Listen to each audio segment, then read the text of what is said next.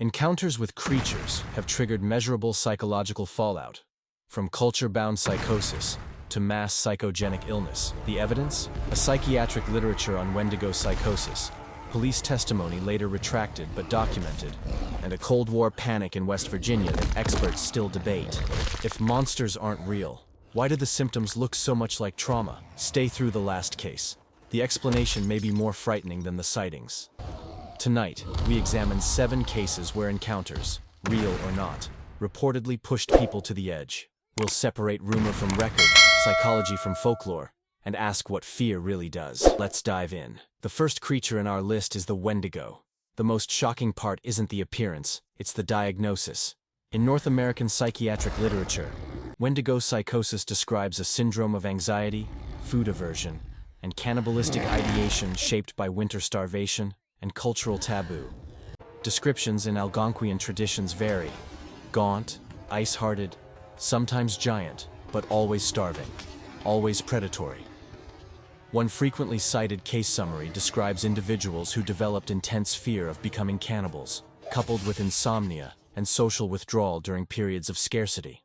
Mission records and anthropological notes place such accounts in the sub-Arctic and Great Lakes regions across the 19th–20th centuries. While verification is complicated by colonial sources, the clinical discussion is clear. Context and belief can produce specific symptoms. Most researchers today frame Wendigo psychosis as a culture-bound or culture-related expression of distress rather than proof of a creature. Still, the fascinating part is this: a mythic being has a footprint in medical journals. The transition from belief to bodily symptom sets the tone for our next case, where the creature may have been an exotic pet with perfect timing. Creature 2. The second one is the Loveland Frogman. 2 Ohio police officers, 2 weeks apart in 1972, reported a crouched, frog-like figure by the Little Miami River. One later fired his gun and recovered what he identified as a large, tailless iguana. Eyewitness sketches and retellings describe a 3 to 4 foot shape with leathery skin. 1950s versions even claimed a wand throwing sparks. The first 1972 sighting came from Officer Ray Shockey, who described a creature that rose up on 2 legs before vanishing into the dark. Soon after, Officer Mark Matthews reported a similar encounter, later stating he shot and recovered an oversized iguana, likely abandoned by an owner. In retrospect, he believed misidentification fueled the myth. Newspapers, and later cryptid compilations amplified the tale, mutating details across decades. Skeptical explanations point to exotic pets surviving near waterways, and the power of story once authorities are quoted on record. The memorable twist is that a police correction rarely travels as far as the original fear.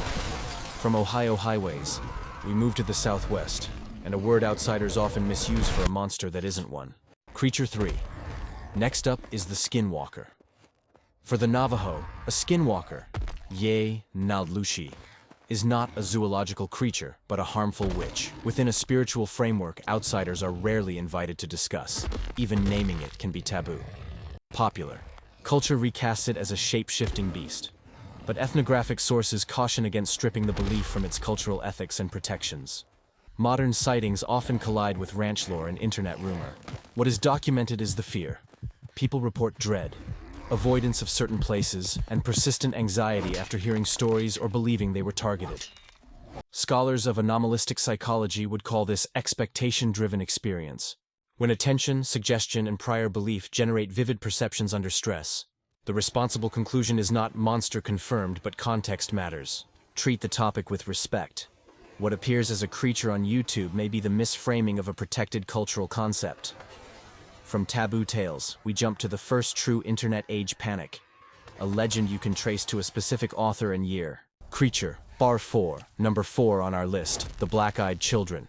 A journalist named Brian Bethel posted a chilling story in 1996. 2 children with eyes like polished obsidian asked to enter his car.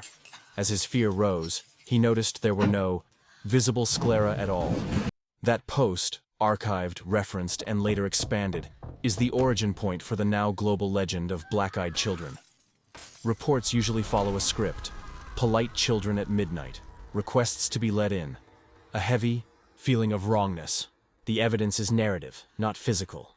The diffusion is textbook internet folklore. picked up by forums and television segments through the 2000s. Psychologists note how suggestibility, pareidolia in low light, and contagion of fear via online retellings can produce intense reactions, including insomnia and anxiety. The unforgettable hook is that we can pin the legend to a date and author, rare in folklore. From viral threads, we step back to the 1950s, where headlines, not forums, carried the panic, and witnesses reported burning eyes and nausea after meeting something on a hill.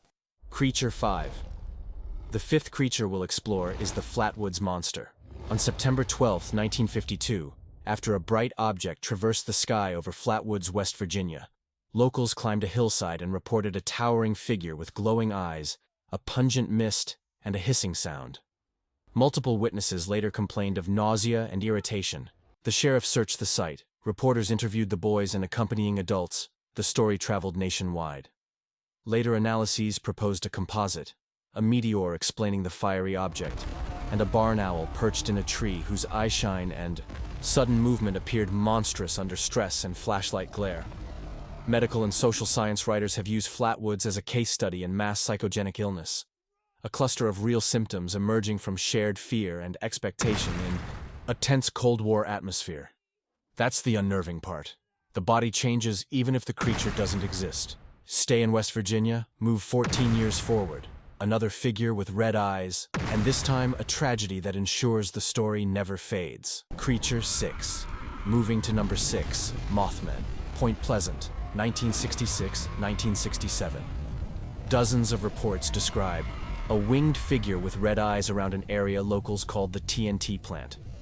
The following December, the Silver Bridge collapsed, killing 46, and folklore welded the sightings to the disaster, transforming a local curiosity into a lasting omen. Biologists counter that a sandhill crane or large owl could explain the sightings. Long wingspan, reflective eyeshine, odd gait. Misidentification grows under fear, darkness, and rumor. Author John Keel's later narratives popularized precognition themes.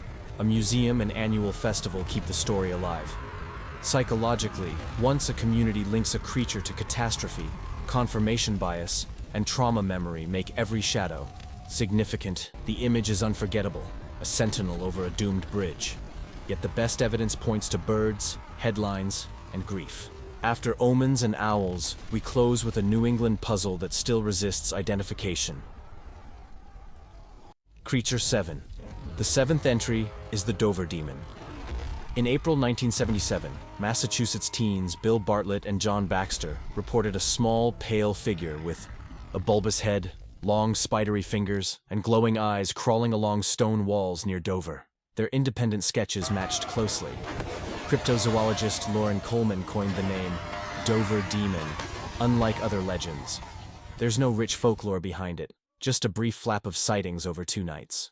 Natural world candidates range from a juvenile moose or calf seen at odd angle to a primate-like misperception, but none fit perfectly, which is why the case keeps returning in documentaries and books. As with other encounters, the psychology of low light, novelty, and stress can magnify a fleeting shape into a permanent memory. Here the fascination endures because there's too little to pin down. No tragedy to explain it away. No museum to codify it. We end, fittingly, with a sketch and a question. We began by asking whether monsters can break a mind, or whether a mind under pressure can summon monsters. After the Wendigo's path from taboo to diagnosis, a frogman that may have been an iguana, a protected Navajo concept miscast as a creature, the internet's first midnight children, and 2 West Virginia panics that left real symptoms and real grief. One pattern stands out. Fear is measurable. These stories reveal how culture, expectation, and environment shape what we see and how our bodies react. Some cases are explainable. Owls, cranes, rumor. Others, a pair of matching sketches in Dover. The persistence of Wendigo narratives in clinical literature remain unresolved. Which explanation felt most convincing? Owl, crane, rumor, or something else? Tell me in the comments, and if you want more evidence-first mysteries, consider subscribing for the next episode on eyewitness memory and suggestion. Whether creatures stalk our roads or our thoughts, one truth remains. Fear leaves footprints,